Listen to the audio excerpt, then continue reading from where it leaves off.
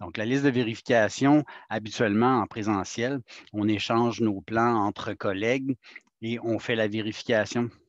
Donc, dans les cartouches, je vous avais mentionné qu'on va inscrire dessiné par. C'est vous. Et la vérification aussi, ça va être vous qui allez la faire à l'aide de la liste de vérification et de votre guide de production de jeux de plan.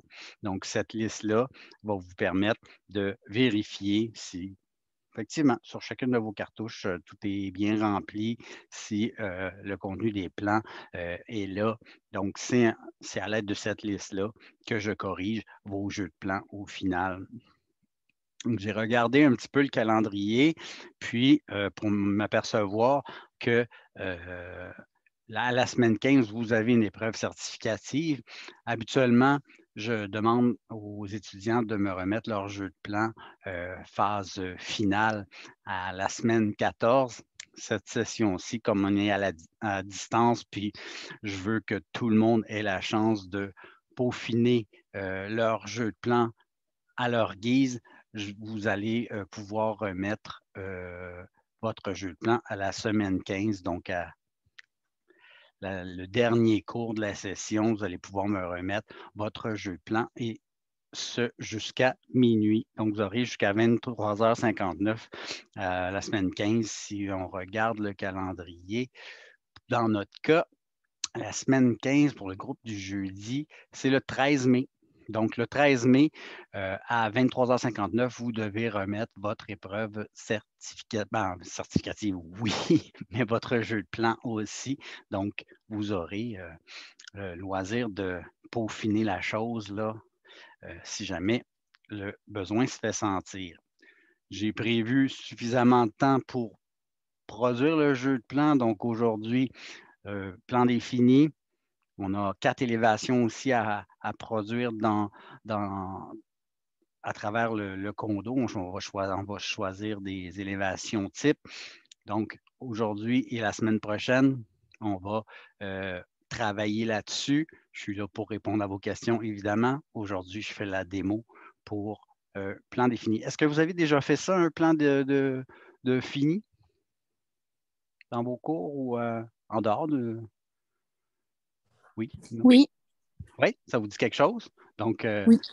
identifier les différents finis sur les murs, sur les planchers, les plafonds, etc.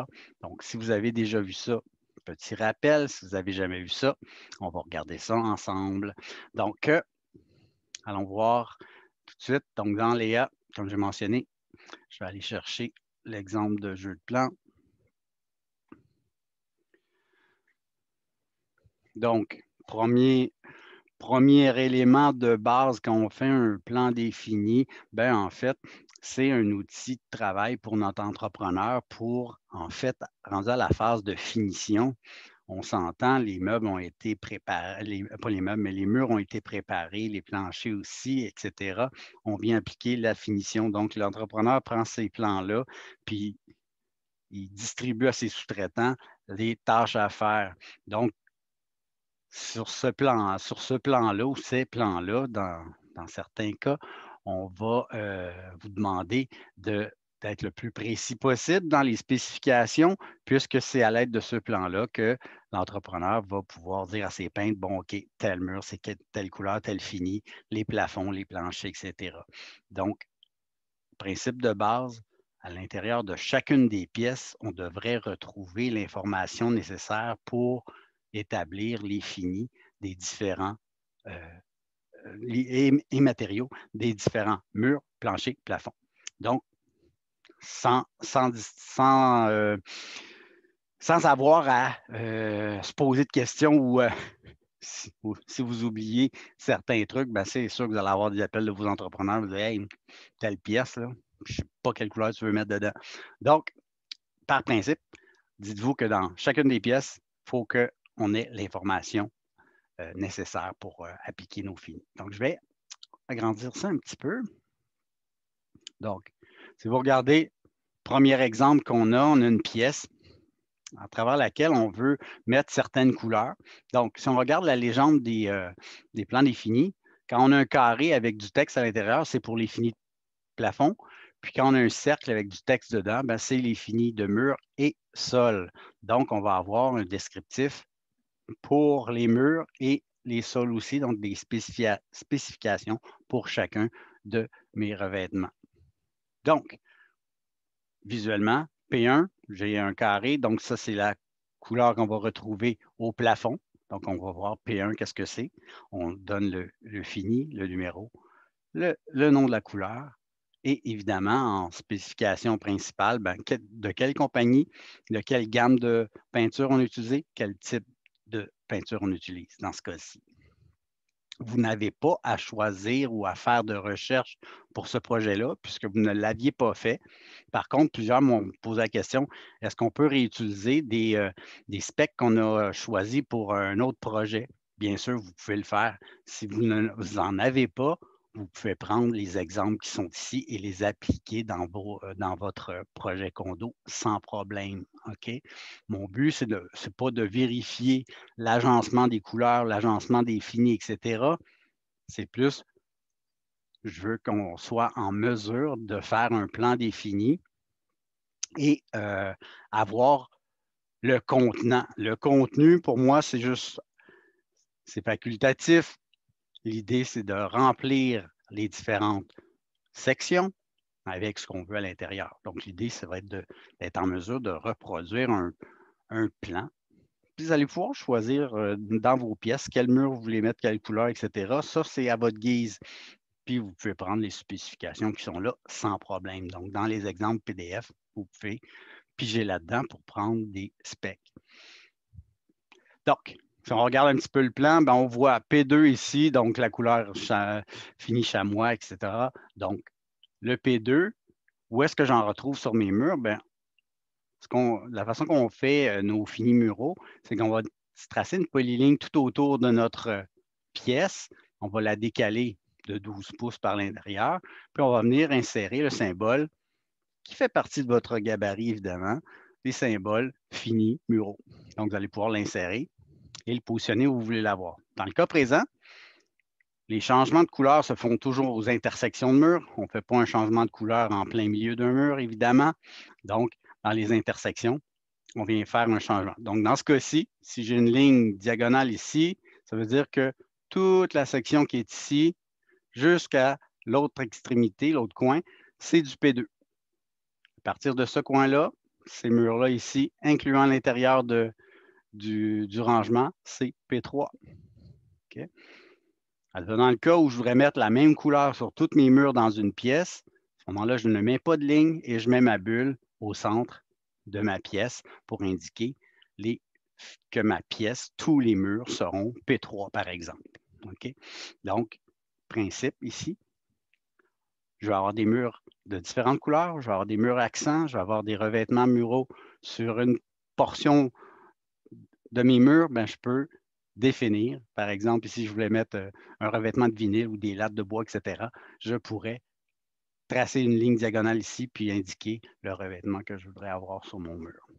Évidemment, quand j'ai plusieurs couleurs sur un mur, puis j'ai une simèse qui sépare mon mur en deux, ben, mon plan ne me permet pas de voir les différentes couleurs qui vont être à la verticale sur mes murs ou entre ma simèse et mon plancher, etc. Donc, une élévation sera requise à ce moment-là. Donc, en plan, on peut, oui, définir nos couleurs sur nos murs. Si on a deux couleurs sur un même mur, on va mettre les deux symboles côte à côte. Puis, à l'aide de l'élévation, on va venir montrer à l'entrepreneur où se fait la transition couleur sur mon mur, par exemple, à l'aide de l'élévation. Donc, le principe ici, c'est qu'ils font vraiment mur et plafond. Ils ont dissocié le plancher. Ce qu'on va voir dans leur exemple, le plan fini de plancher est relativement élaboré. Il y a plusieurs motifs, il y a plusieurs même agencements de couleurs dans les finis de plancher.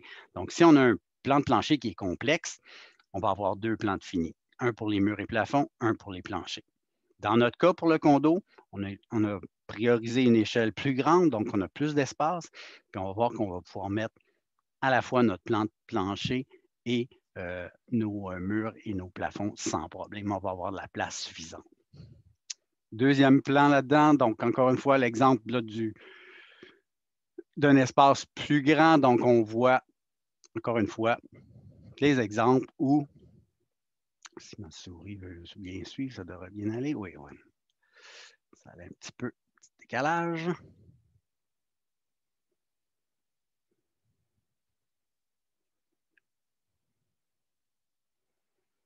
On devrait y arriver.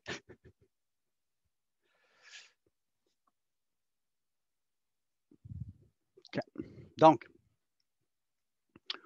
on voit le plan de l'étage dans ce cas-ci.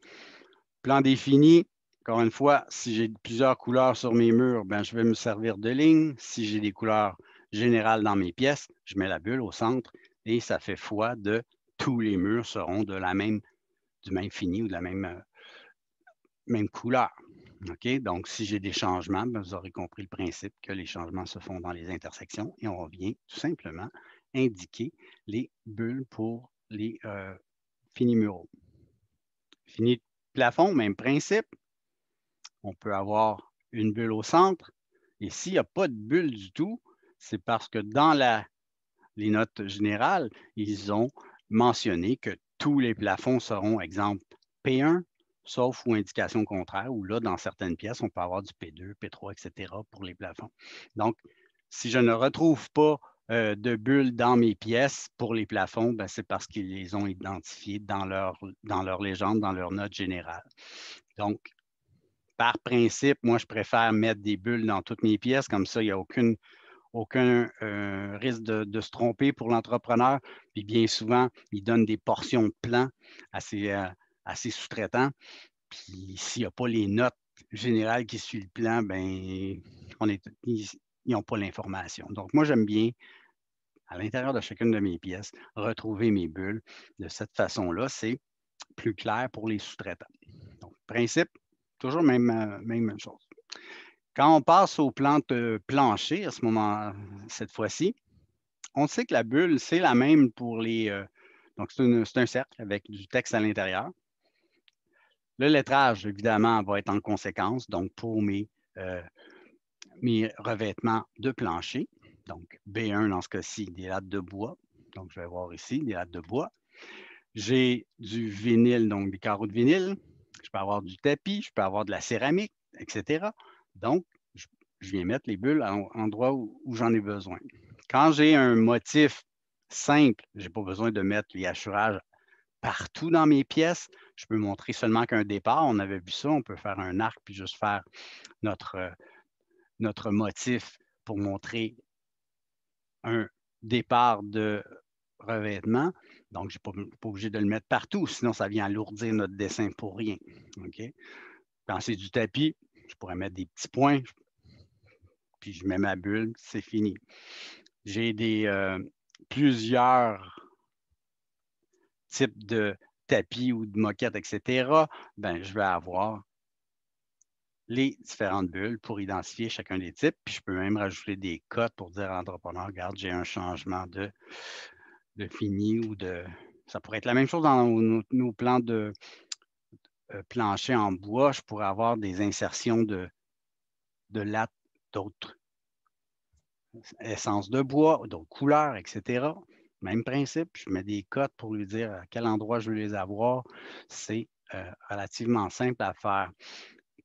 Mais la chose importante, c'est de vraiment bien identifier nos finis, que ce soit muraux, planchers, plafonds, etc., et d'en faire le descriptif dans notre légende.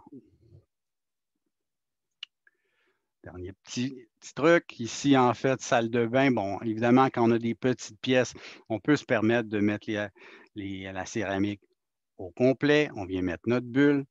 Et ils ont fait une élévation pour illustrer ce qui se passe derrière le mur de la baignoire pour la céramique, par exemple. Donc, on va aller voir l'élévation.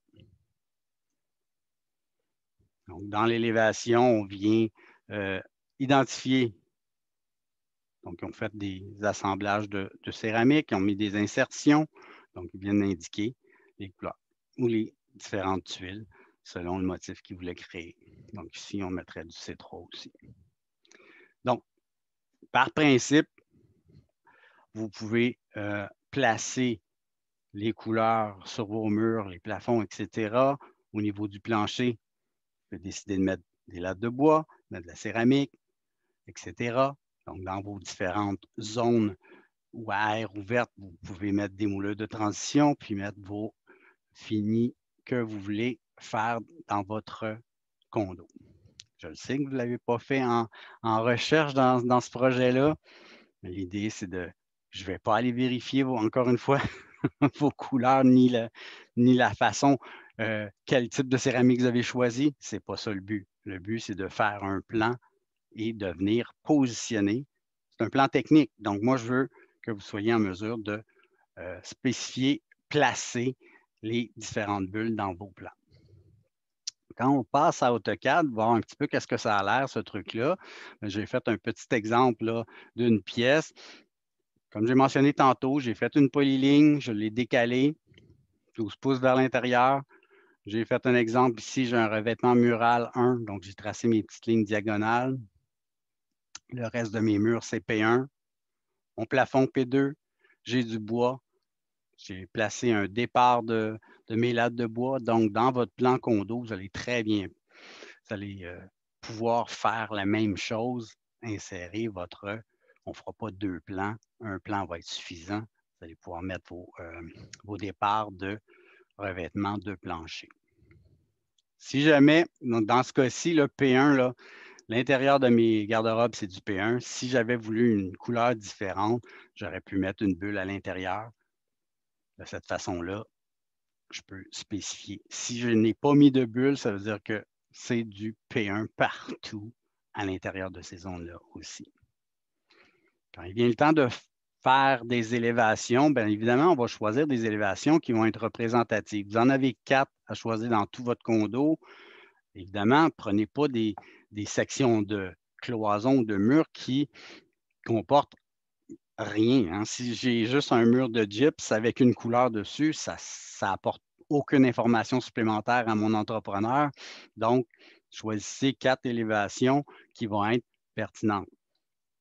Plusieurs vont choisir les salles de bain parce qu'il y a de la céramique, des dados, etc. La cuisine aussi. Parfait, je n'ai pas de problème avec ça.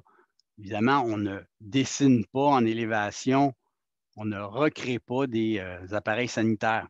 Vous avez une multitude de blocs que j'ai mis à votre disposition. On va aller voir ça. Donc, vous allez voir, là, tous les appareils sanitaires, vous les avez en vue de face, vue de côté, vue en plan. Vous n'avez pas à redessiner ces éléments-là. Ce n'est pas le but de la chose. Donc ça, si je fais une petite élévation, est-ce que j'en ai une dans celle-là, juste pour voir?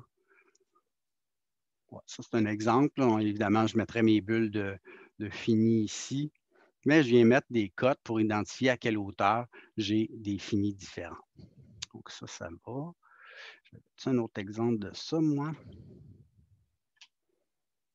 Juste pour voir.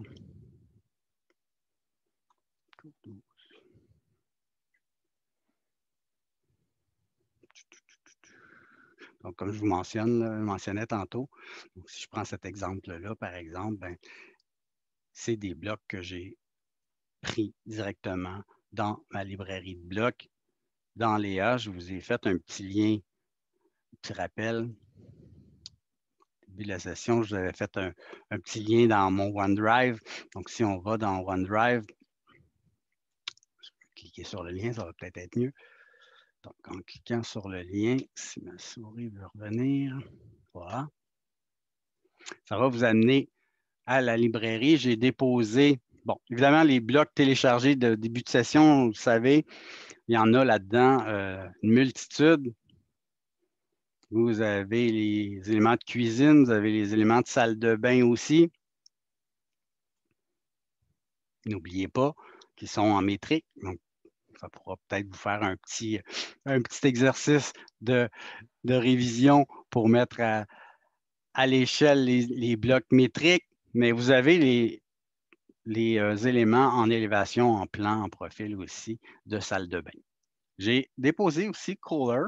Kohler, c'est en fait un fabricant d'appareils sanitaires. Donc, j'ai mis tout leur répertoire, donc les baignoires, etc. Encore une fois, là-dedans, vous allez avoir, c'est un site américain, là, mais peu importe, vous allez avoir, bon, les vues de face, le front, PLN pour les vues en plan, puis la vue de côté ou side. Donc, pour chaque type d'appareil, vous allez avoir les différentes vues que vous pouvez télécharger sur vos postes. C'est à vous. Vous pouvez les télécharger. Donc, Kohler, pas mal de trucs là-dedans. Sinon, vos blocs que j'ai téléchargés en début de session, vous allez pouvoir aussi les utiliser. Donc, ça va être bon pour constituer vos élévations, surtout pour les trucs qu'on ne veut pas redessiner. Quand on fait notre plan et notre gestion de calque, même principe que pour le plan de plafond, si j'ai préparé ma mise en page plan défini, quand je rentre dans ma fenêtre de présentation, bien, je vais aller choisir un état de calque qui est déjà amorcé. Si je prends plan de plafond, bien évidemment, j'ai juste les éléments en vue supérieure, donc ça, pas très utile. Moi, je partirais encore de mon plan de besoin électrique, puis je viendrais éteindre et afficher les éléments que je voudrais avoir. Donc là-dedans, on s'entend, là, les éléments électriques, j'en ai pas besoin. Les cotations de ça non plus. Si j'ai des appareils existants, je n'ai pas besoin de les montrer non plus. Donc, j'ai mes bulles de pièces, oui. J'aimerais ça, pour l'entrepreneur, avoir l'information des superficies. Donc, plusieurs ont allumé et éteint des informations parce que sur certains plans, c'était trop chargé. Moi, j'aimerais qu'on ait au moins la superficie ici. Donc, dans vos calques, si vous avez bien fait votre job, normalement, le numéro de pièce superficie, si je l'allume, ça va me donner les superficies que vous avez ajoutées en début de parcours. S'il m'en manquait une, j'irai la rajouter. Donc, j'ai rallumé mon calque pour que l'entrepreneur sache à l'intérieur de chacune des pièces, quand je vais mettre mes finis de plancher, bien, il va savoir c'est quoi la superficie à prévoir pour les différents matériaux de plancher. Puis il peut même calculer la superficie de peinture pour ses plafonds aussi, puisque c'est la même surface. Donc, c'est une information supplémentaire qu'on peut donner à notre entrepreneur. Qu'est-ce qu'on veut rendre visible et qu'est-ce qu'on veut activer là-dedans? Bien, évidemment, tout ce qui se rattache au fini. Donc, dans la section nouvelle, je vais rallumer toutes les calques, donc fini annotation, évidemment, pour insérer mes symboles de fini. Si j'ai des cotes à mettre, donc ça doit être activé. Si j'ai des hachures à dessiner pour mes revêtements de plancher, je vais activer ça. Mes symboles, évidemment. Fini de transition. Donc, si j'ai des finis de transition, des seuils de porte ou des moulures de transition, je veux pouvoir les avoir, évidemment. Nouveau mob, non. Donc, tout ce qui se rattache au fini devrait être activé. Puis, je vais pouvoir ajouter mes symboles et mes lignes dans mon plan. Une fois que ma gestion de calque est faite, ben, je viens de l'enregistrer tout simplement. Donc, à l'aide de ce que j'ai fait à l'écran, je peux, comme on a fait pour le plan de plafond réfléchi, en créer une nouvelle. Ça va être mon 6e méthode calque pour le plan défini. Je vais le mettre en majuscule, tiens. Automatiquement, il s'enregistre. Il est identique à ce qui est à l'écran. Donc, automatiquement, il est enregistré. Je peux l'exporter vers mon répertoire. Et au final, l'insérer dans mon gabarit si je veux l'avoir. Et enregistrer. Moi, il était déjà là, donc je n'ai pas besoin de le faire. Donc, mes états de calque vont être faits. Je suis prêt à dessiner à l'aide de mon PDF mes différents finis. Vous allez remarquer que la légende est Les symboles, il y en a une multitude, mais on n'a pas besoin de tout ça, évidemment. Donc, si on commence par la légende définie, oui, j'ai besoin de symboles de fini, muraux, plafond, évidemment, ça va être là. Coin protecteur en acier inoxydable, je pourrais enlever ça. C'est plus pour le commercial, c'est pour les coins de protection quand on se promène avec des chariots pour les cafétérias et autres. Donc, ça, on n'en a pas besoin. Note générale de fini, je vous demande de les lire encore une fois, comme toutes les notes générales. Après ça, vous avez les devis, les spécifications pour les différents matériaux. Donc, si on a des préparations à faire pour les surfaces, etc., ça va être inscrit là. Évidemment, vous avez une section pour tout type de fini que vous allez installer. Donc, si vous n'avez pas de tapis dans votre projet, bien, la section moquette, vous n'en avez pas de besoin.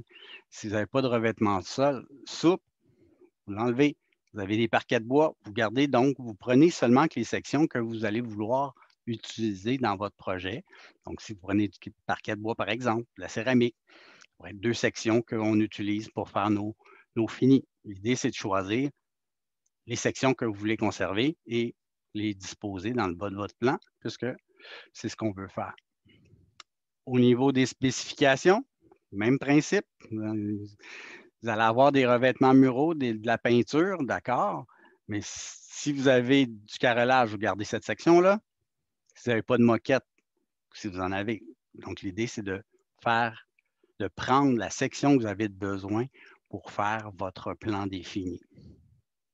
Donc, l'idée, là, parquet de bois, etc. Donc, ces sections-là, à nettoyer, vous utilisez que les types que vous avez besoin pour faire votre plan défini. J'ai mentionné tantôt que vous aviez des élévations à faire. Il y en a 4. L'idée, c'est de choisir des sections qui vont comporter des conditions différentes de finis muraux, que ce soit de la céramique, de la peinture, mais j'ai au moins 2 finis sur mon mur pour que je puisse établir dans mon élévation des distinctions entre mes finis. Hein, si je fais une élévation d'un mur comme celui-là, ou cette cloison-là, puis qu'il y a juste la couleur P1 dessus, pas très utile. OK? Donc, à vous de choisir 4 portions de cloison que vous voulez faire en élévation. Et c'est votre mandat pour la section des finis. Donc, vous aurez, au final, la page 106 pour votre plan défini, page D200 pour placer vos élévations.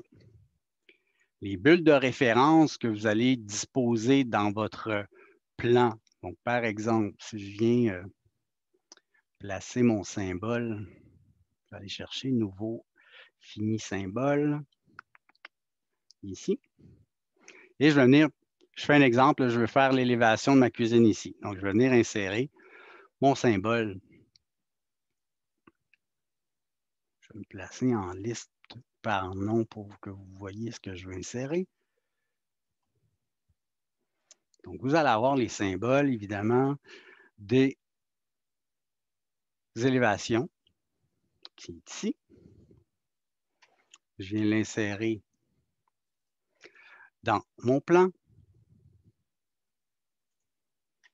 Je pense que ma souris... Donc, je vais insérer ma bulle. Donc, je n'ai pas inscrit rien à l'intérieur pour l'instant, c'est juste pour vous montrer. J'ai inséré mon symbole. Quand je clique dessus, c'est un bloc dynamique. Je viens choisir si c'est un détail, une coupe ou une élévation. Donc, est-ce que vous savez c'est quoi la distinction entre une coupe et une élévation en symbole graphique?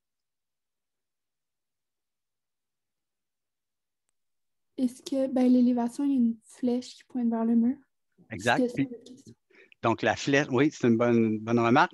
L'élévation, la flèche est vide, puis la coupe, c'est une flèche aussi, mais elle est pleine. OK? Donc, quand je clique sur élévation, je vois ma flèche, elle est vide à l'intérieur. Puis quand je fais coupe, j'ai une flèche qui est pleine. Donc, graphiquement, on le voit tout de suite quand c'est une coupe versus une élévation. OK? Donc, nous, on fait des élévations. Donc, je prends ce symbole-là Et ma flèche, je viens la faire pivoter pour qu'elle pointe dans la direction que je veux illustrer ou faire mon élévation. Okay?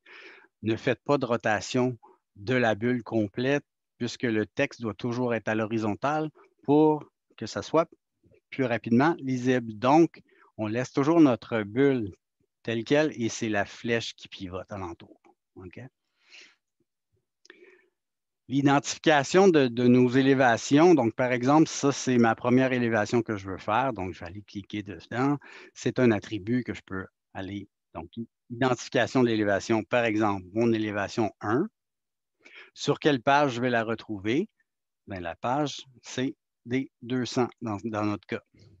Si vous vous posez la question pourquoi ça commence par 2 pour les élévations, puis toutes les autres c'était 1 ou 100, 103, 101, etc.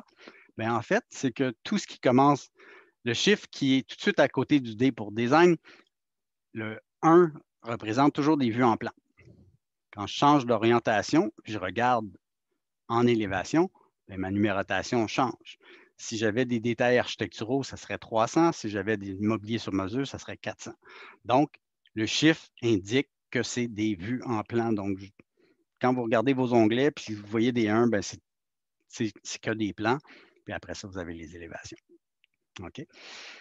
Donc, cette bulle-là dit à l'entrepreneur, va voir sur la page D200, l'élévation 1, c'est ce que tu vas retrouver dans cette élévation-là. C'est l'élévation du comptoir de cuisine, etc.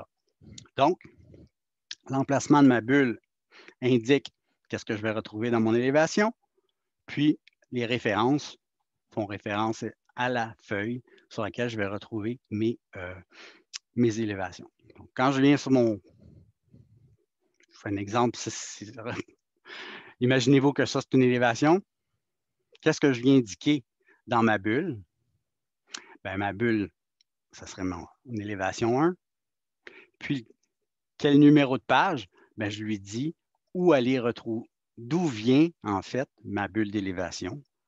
Donc, ma page serait ici, 106. À venir jusqu'à maintenant, toutes nos bulles dans nos plans comportaient le numéro de la page identique à la page où je retrouvais mon plan. Dans le cas d'une élévation, la bulle nous sert de référence pour dire, va voir à la page des 106, j'ai une bulle qui s'appelle E1, c'est ça mon élévation. Donc, si je viens ici, A11, c'est celle-là. OK? Donc, la bulle de référence fait un lien entre les pages, aller-retour. Donc, bien important, c'est de la convention graphique pour nos élévations. La bulle doit correspondre, donc le lien avec la page sur laquelle ma bulle a été insérée. Donc, c'est une petite parenthèse sur les bulles de référence. Voilà. Avez-vous des questions, des insultes ou autres? Ça va, merci. Ça va? Je vais déposer cette capsule-là dans Léa, évidemment. Comme à l'habitude, je reste disponible pour répondre à vos questions. Puis, ouais, donc, pensez à, je ne sais pas si c'est déjà fait, pensez à votre petit logo que vous voulez mettre dans votre cartouche. C'est aussi dans votre mandat. Donc, je vous dis à tantôt. Je vais fermer la séance Zoom, puis je vais la réactiver tout de suite après pour répondre à vos questions. Est-ce que ça va pour tout le monde? Oui, ça va. Parfait. À tantôt.